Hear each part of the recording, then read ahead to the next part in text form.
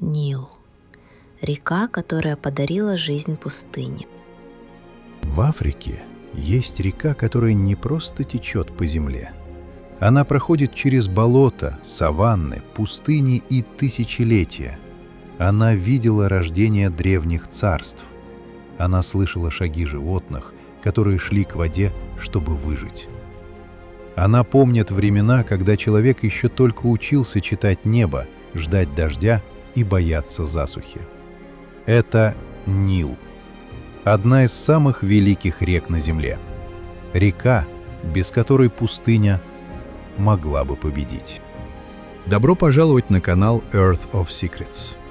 Сегодня мы отправляемся туда, где вода стала судьбой целого континента. Напишите в комментариях, из какого города вы отправляетесь с нами в это путешествие. Потому что путь Нила — это не просто путь реки. Это путь жизни. От первой капли до моря. Чтобы понять Нил, нужно увидеть не только воду. Нужно увидеть землю, которая ждет эту воду. Животных, которые идут к ней через пыль и жару. Людей, которые строили рядом с ней дома, храмы и царства. И пустыню, которая всегда рядом. Тихую, бескрайнюю, терпеливую. Потому что в Африке вода — это не просто часть природы.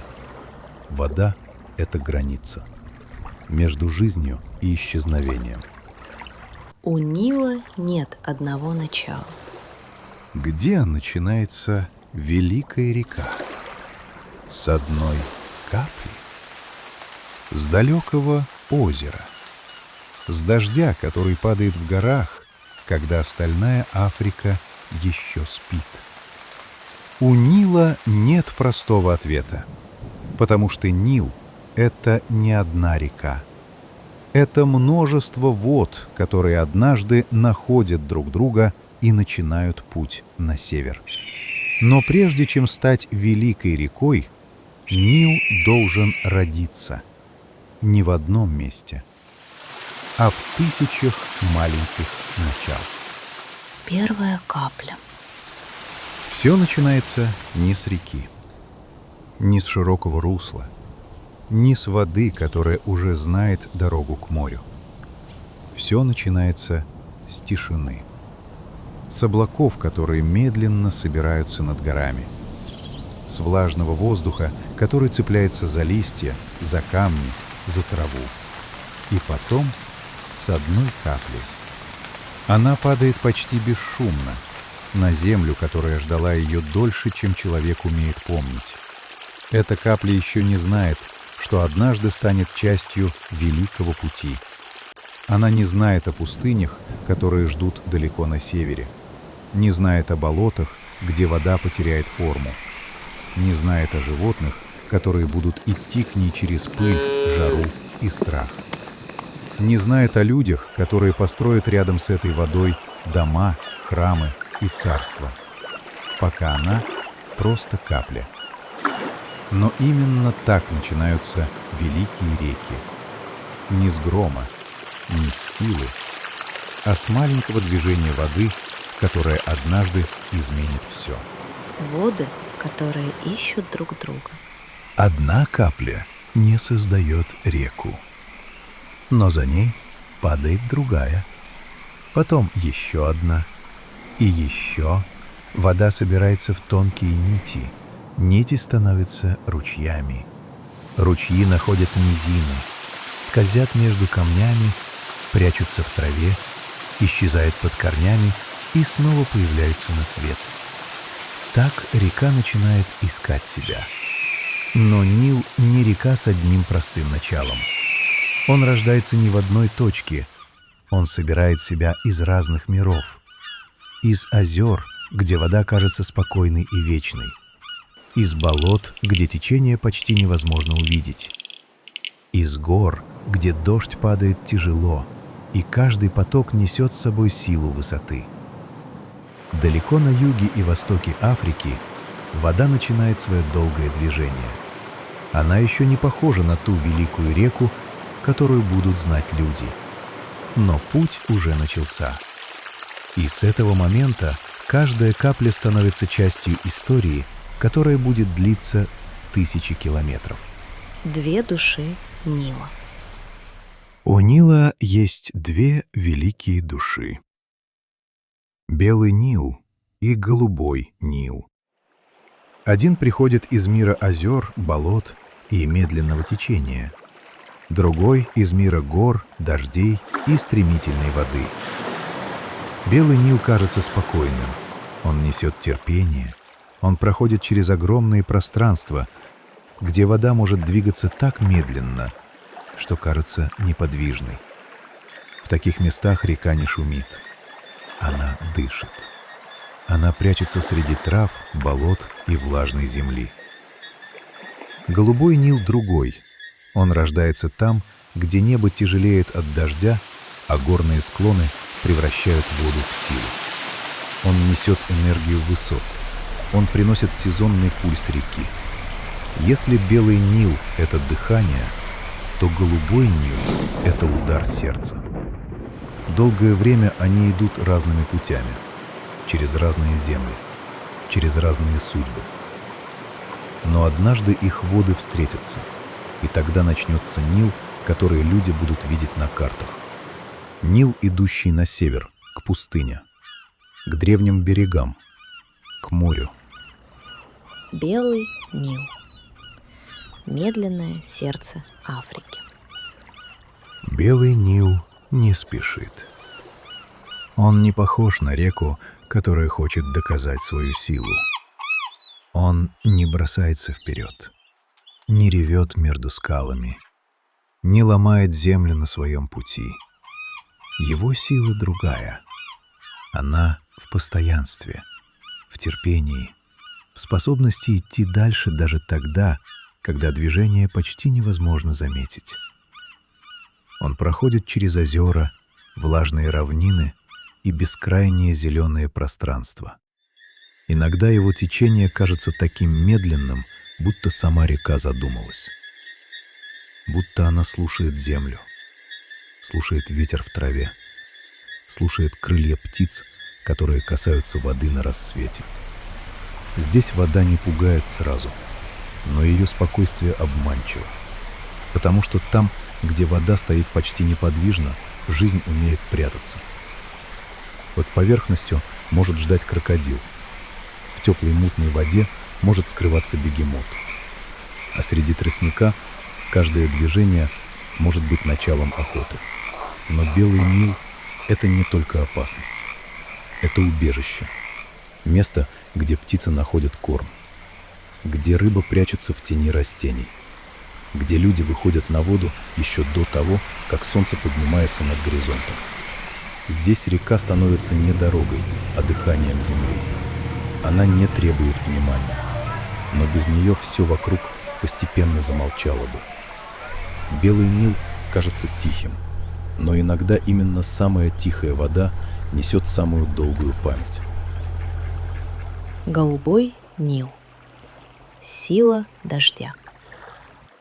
Голубой Нил рождается иначе.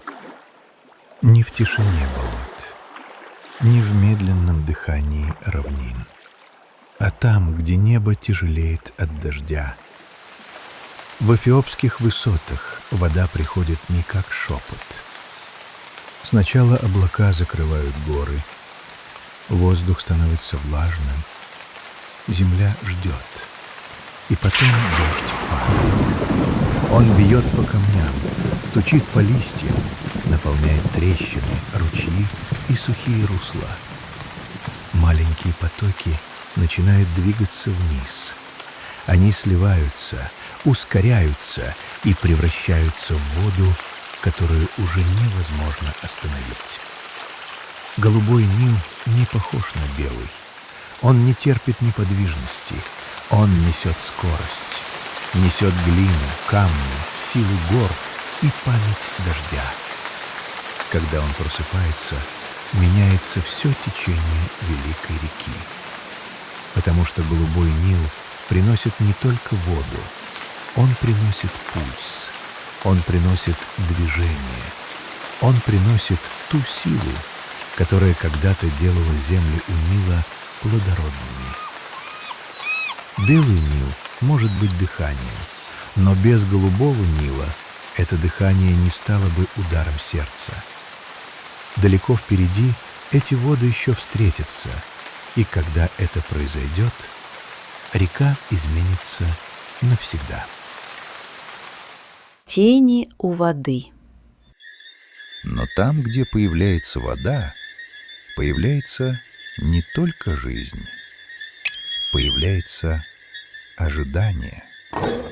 У берега каждый шаг становится осторожным, каждый звук важным, потому что вода зовет всех. Тех, кто пришел пить, и тех, кто пришел ждать.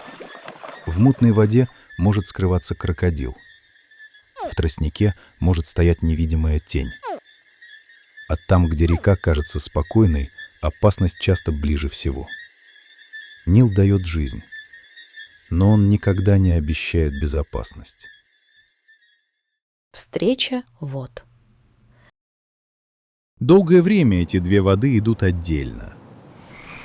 Одна медленно, через озера, болота и влажные равнины. Другая быстрее, с гор, дождей и каменных склонов. У каждой свой путь, свой голос, своя память.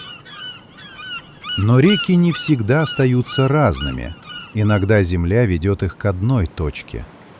И там, у Хартума, белый Нил встречает голубой. Это не просто слияние воды. Это момент, когда терпение встречает силу, когда тихое течение встречает дождевой пульс гор. Когда две разные истории становятся одной дорогой. С этого места река меняется. Она становится тем Нилом, который люди видят на картах. Нилом, который идет на север. Туда, где воды будет все меньше. Туда, где земля станет суше. Туда, где каждый зеленый берег будет выглядеть как чудо. Белый Нил принес спокойствие. Голубой Нил принес силу. А вместе они начинают путь, который изменит судьбу Африки. Путь на север. После встречи вод Нил больше не ищет себя. Он становится единым течением. Но впереди его ждет нелегкая дорога. На севере его будут ждать пустыни, на юге — болото, где вода теряет форму. Между ними — земли, где каждая капля может стать решающей. Река идет туда, где без нее жизнь стала бы невозможной. Она несет воду животным, которые еще не знают, что скоро будут искать ее след. Она несет надежду людям, которые построят свои дома рядом с ее берегами. Она несет память дождей, озер, гор и болот. Но прежде чем пройти через пустыню, Нил должен войти в место, где река перестает быть рекой. В зеленый лабиринт, где вода замедляется. Где земля и река смешиваются. Где тишина может скрывать жизнь и опасность. Это сад. Болото, где Нил исчезает. Зеленый лабиринт. Есть места, где река перестает быть дорогой. Где течение замедляется, где вода теряет форму. И где Нил, одна из величайших рек на земле, словно исчезает среди травы. Это сад. Огромный болотный мир, где вода, земля и тростник становятся одним целым. С высоты он кажется зеленым океаном, бесконечным, тихим, почти мирным. Но чем ниже опускается камера, тем сильнее меняется ощущение. Там, внизу, нет открытого горизонта, нет прямой дороги, нет уверенности, что вода впереди безопасна. Тростник закрывает обзор. Мутная вода скрывает глубину. А любое движение под поверхностью может быть просто рыбой или чем-то намного крупнее. Здесь Нил не шумит. Он шепчет, прячется, разделяется на протоки, лагуны, плавучие острова и узкие проходы между тростником. Для человека это место может стать преградой, для птиц – убежищем, для бегемотов – домом, для крокодилов – идеальным местом ожидания. Здесь опасность редко показывает себя сразу. Сначала она просто смотрит. Из-под воды, из тени тростника, из тишины, которая кажется слишком спокойной. Сад — это место, где Нил исчезает с карты. Но жизнь здесь не исчезает. Она становится гуще, скрытнее и опаснее. Бегемоты, тяжелые кени под водой. На первый взгляд они кажутся спокойными. Почти ленивыми. Огромные тела, наполовину скрытые в мутной воде. Над поверхностью только глаза, уши и ноздри. Остальное скрыто. И именно это делает их опасными. В садде бегемот может быть рядом, даже если ты его не видишь. Вода кажется пустой. Тростник едва шевелится, птицы молчат. И вдруг вся поверхность оживает. Вода взрывается. Из глубины поднимается тело, тяжелое как камень и быстрое как удар. Бегемот не охотник, но это не значит, что он безопасен. Он защищает пространство вокруг себя. Он защищает воду, в которой отдыхает. Он защищает детенышей, которые держатся рядом с матерью. И если кто-то подходит слишком близко, спокойствие исчезает за секунду. Сначала короткий звук, фырканье, потом волна, потом открытая пасть, огромная, как предупреждение.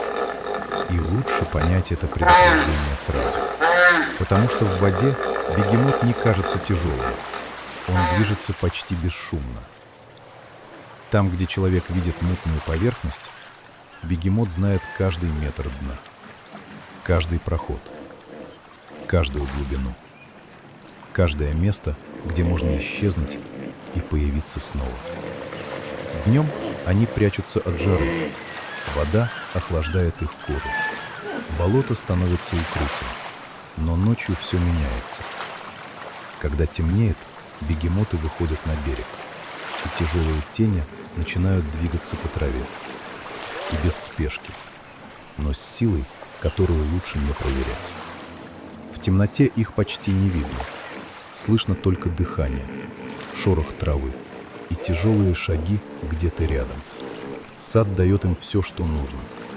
Воду, траву, тишину и места, где можно спрятать огромную силу под спокойной поверхностью. Поэтому здесь самая опасная тень не всегда принадлежит хищнику. Иногда она принадлежит тому, кто просто хочет, чтобы его оставили в покое. Нильский крокодил. Терпение под водой. В садде опасность не всегда движется. Иногда она просто ждет. Почти не дышит. Почти не оставляет следа. Только два глаза над мутной водой. Нильский крокодил не тратит силы зря. Он не спешит, не преследует каждую тень, не выдает себя движением. Он знает главное правило воды. Тот, кто ждет дольше, часто получает шанс первым. На берегу все может казаться обычным. Птицы ищут корм.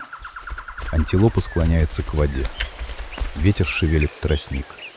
Но под поверхностью уже есть расчет. Медленный, холодный, безошибочный. Крокодил может лежать неподвижно так долго, что вода вокруг него начинает казаться пустой. Но это не пустота. Это ожидание. Один шаг ближе к воде. Один взгляд в сторону. Одна секунда невнимательности, и тишина исчезает. Вода взрывается. Из спокойной поверхности вырывается древняя сила. Хвост бьет по воде. Челюсти закрываются. И все происходит быстрее, чем глаз успевает понять. Потом снова тишина. Вода успокаивается. Птицы возвращаются к голосам. Тростник снова стоит неподвижно, как будто ничего не произошло. Но в саде тишина не всегда означает безопасность. Иногда она означает, что опасность снова заняла свое место.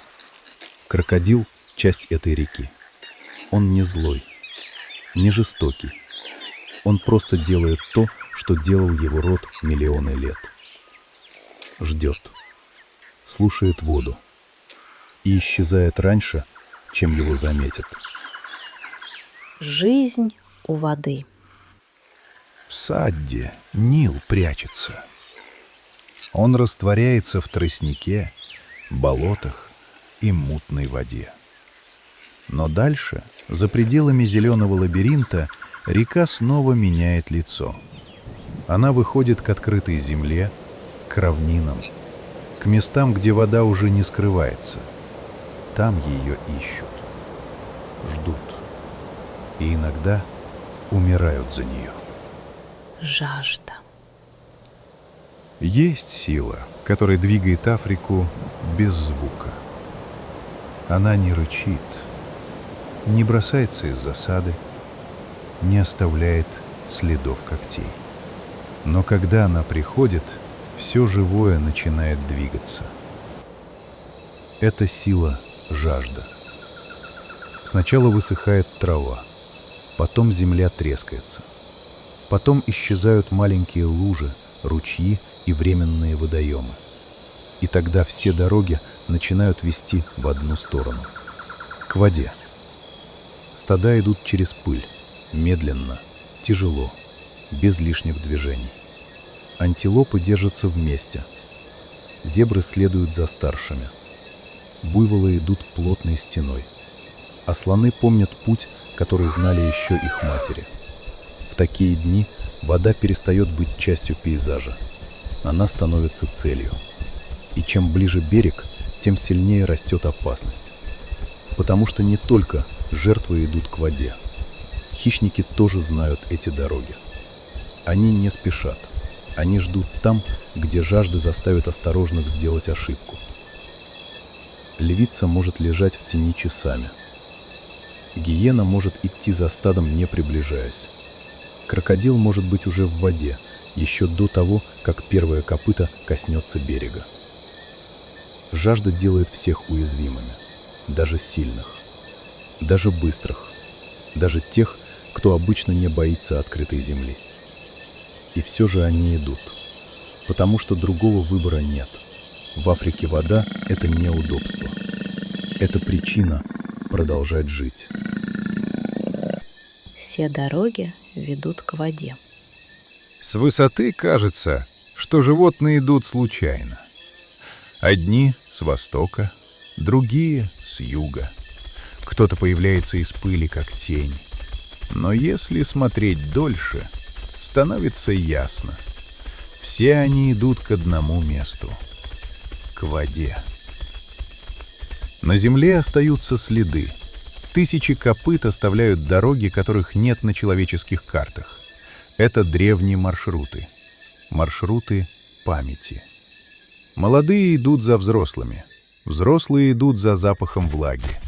А самые старые будто слышат воду еще до того, как она появляется на горизонте. И вот, наконец, зеленая линия становится ближе. Пыль оседает на спинах. Дыхание становится тяжелым. Но никто не бросается к воде сразу.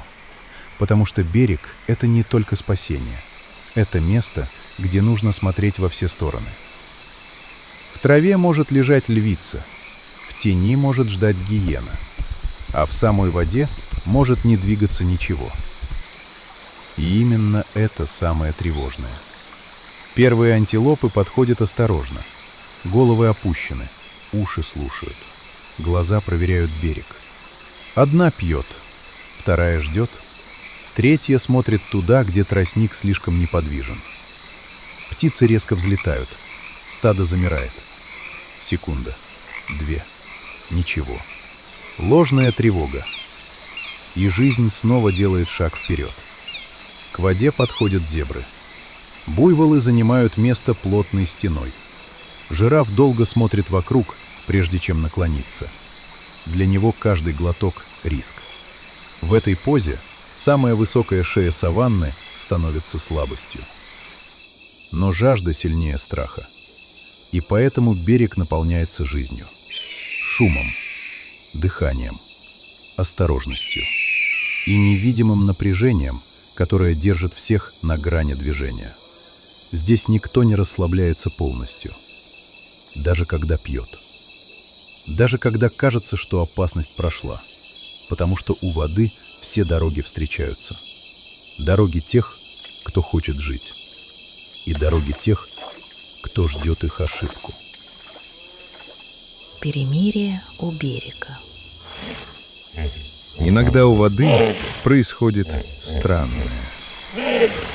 Те, кто обычно бегут друг от друга, оказываются рядом.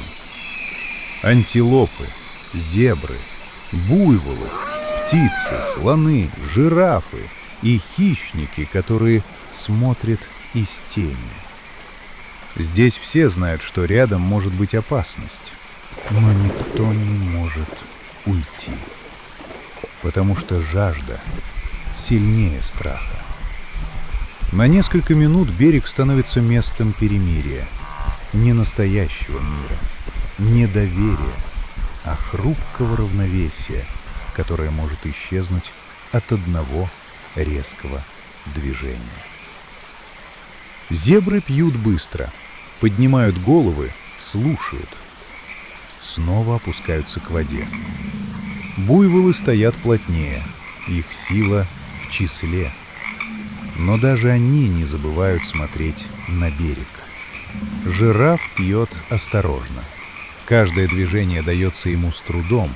Чтобы дотянуться до воды, он должен открыть миру самое уязвимое место — шею. И в этот момент высота становится не преимуществом, а риском. Потом приходят слоны. Медленно, тяжело, как будто сама земля движется к воде. И берег меняется. Маленькие животные отходят. Птицы взлетают чуть выше. Даже хищники смотрят внимательнее. Слоны не торопятся. Они пьют долго, обливают себя водой, прикрывают детенышей своими телами. Для них река — это не только спасение от жажды. Это место памяти. Место, куда поколение за поколением возвращалось в самые трудные дни. Но даже рядом со слонами опасность не исчезает. Она просто ждет другого момента. Меньшего животного, более слабого шага. Одной ошибки у самой воды, потому что у берега нет настоящего спокойствия. Есть только пауза. Короткая передышка, которую природа дает тем, кто успел дойти. Но не всем она даст уйти обратно. Когда вода становится ловушкой. Иногда спасение находится всего в нескольких шагах. Вода рядом. Она блестит на солнце. Она обещает жизнь. Но у самой кромки это обещание может стать ловушкой. У берега все решают секунды. Один неверный шаг. Один слишком долгий глоток. Один взгляд не в ту сторону. Стадо стоит плотно. Пыль еще висит в воздухе. Животные пьют, но не расслабляются. Потому что тишина у воды никогда не бывает простой. Она слушает. Она ждет. Она прячет то, что не должно быть видно. На поверхности только слабая рябь, ветер, тростник. отражение неба, но под водой уже есть движение. Медленное, точное, невидимое. Антилопа делает шаг ближе. Копыта касается мокрой земли. Вода дрожит. Стадо замирает. И в этот миг берег взрывается. Вода поднимается стеной. Крики. Брызги. Копыта срываются с места. Пыль смешивается с водой. И все, что секунду назад было спокойствием, становится паникой. Некоторые успевают отскочить. Некоторые теряют равновесие. А кто-то понимает опасность слишком поздно. Так работает река. Она не выбирает. Она не предупреждает дважды. Она просто становится местом, где ошибка стоит слишком дорого. Потом все заканчивается так же быстро, как началось. Пыль медленно оседает. Птицы возвращаются в небо. Вода снова становится гладкой, почти невинной. И именно это пугает сильнее всего. Потому что у Нила опасность не всегда оставляет след. Иногда она просто исчезает под поверхностью. Люди у воды. Для животных Нил — это шанс выжить. Но для человека он стал чем-то большим. Домом. Дорогой памятью. И судьбой, которая тянется через тысячи лет. Дом у реки. Когда солнце поднимается над Нилом, река просыпается не одна. Вместе с ней просыпаются люди. Лодки отходят от берега, сети ложатся на воду, дым поднимается над деревнями. И день начинается так, как начинался здесь много поколений назад. Для человека Нил — это не просто вода. Это путь, пища, работа и надежда, которую можно увидеть каждое утро у берега. Там, где река проходит через землю, появляется жизнь. Поля, лодки, голоса. Истории, которые передаются от отца к сыну, от матери к дочери. Но жить рядом с Нилом значит жить рядом с силой. Силой, которая кормит, и силой, которую нельзя полностью контролировать. Река может быть спокойной, может казаться знакомой, но каждый, кто живет у ее берегов, знает. Вода требует уважения. Она дает рыбу, дает дорогу, дает прохладу после жаркого дня. Но она же напоминает, что человек здесь не хозяин. Он — часть берега, часть пути, часть древней жизни, которая всегда зависела от этой воды. Нил в вечности. Есть места, где река перестает быть только природой. Она становится временем. На севере Африки Нил проходит через землю, где каждый берег хранит память. Память людей. Память песка. Память камня. Здесь река стала не просто источником воды. Она стала основой мира, который люди строили тысячи лет. Там, где вокруг лежала пустыня, Нил приносил зеленую жизнь. Он кормил поля, давал дорогу лодкам, соединял города, берега и судьбы. Каждый разлив был ожиданием, каждый новый слой ила — подарком земли. Каждый урожай — доказательством того, что вода снова победила песок. Так рядом с рекой рождались царства, поднимались храмы, строились города. И люди смотрели на Нил не просто как на воду. Они видели в нем порядок, возвращение, обещание, которое повторялось каждый год. Солнце вставало, вода поднималась, земля оживала, и человек снова верил, что мир еще держится. Пирамиды стоят в стороне от воды, но без Нила они не стали бы частью этой истории. Храмы смотрят в сторону неба, но их камень помнит реку. Лодки исчезали за поворотом, цари уходили в прошлое, имена стирались с песка. Но Нил продолжал течь. Он видел больше, чем может рассказать любой камень. Больше, чем помнит любая книга. Больше, чем выдерживает человеческая память. И поэтому Нил кажется вечным. Не потому, что он никогда не меняется, а потому, что через все перемены он продолжает идти. Через песок, через города, через человеческие жизни. Река отдает себя морю. В конце своего долгого пути Нил не исчезает сразу. Он раскрывается, делится на рукава, каналы, тростниковые берега и зеленые поля. После болот, саванн, пустынь и древних городов река подходит к последней главе. Здесь ее течение становится спокойнее. Вода замедляется, небо отражается в каналах, птицы поднимаются над дельтой, и кажется, что вся река делает последний глубокий вдох. Она несла жизнь через Африку, несла воду тем, кто не мог жить без нее, несла надежду людям, которые строили у ее берегов дома, несла память царств, храмов и поколений. А теперь, пройдя тысячи километров, она отдает себя морю. Пресная вода встречает соленую бесконечность. Река становится частью чего-то большего. Но это не конец. Потому что далеко отсюда, над горами, озерами и облаками, уже собирается новая капля. Та самая, с которой однажды все начнется снова. Но история Нила не заканчивается у моря.